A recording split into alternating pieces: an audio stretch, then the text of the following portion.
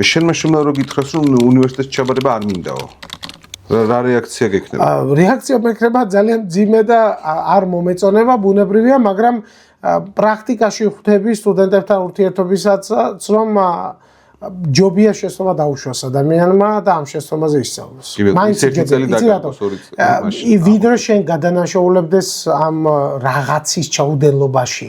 იმდენად დიდია წარუმატებლობის ტვირთი და იმდენად მძიმეა სხვის წარმატებასა თუ წარუმატებლობაზე პასუხისმგებლობის აღება, რომ არ მომეწონება ყველანაირად შევეცდები რომ გადავაფიქრებინო, ბუნებრივია, იმიტომ რომ მთელი ჩემი ცხოვრება არის რწმენა იმისა, რომ განათლება აკეთილშობილებს ადამიანს განათლება და არა უბრალოდ ცოდნა განათლება და ის რომ განათლება ხსნის უამრავ გზას მის უმეტეს ჩვენაირ ქვეყანაში სადაც ფორმალურად დიპლომის არარსებობაც კი შეიძლება რიგითი ადამიანისთვის დაბრკოლებად იქცეს არცეც არ გვინდა რომ შვილებმა გაიარონ ის გზა რაც 90-იანებში გაგვივლია მათ შორის არცეც არ გვინდა რომ ჩვენი შვილები იყოს სკოლაში ბულინგის მსხვერპლი ან თვითონ ჩამდენი ხო მაგრამ რეალობას თვალებში უნდა გავუსწოროთ, რომ ყოველთვის იარსებებენ ადამიანები, რომლებიც შეეცდებიან რომ დაჩაგრონ სხვები.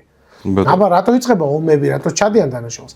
ჩვენი მთავარი საქმეა არა მხოლოდ როგორც მშობლის, არამედ როგორც პროფესიონალის, დარგის მიუხედავად, მით უმეტეს როგორც ლექტორის, მოვამზადოთ ადამიანები გამოწვევების მიმართ.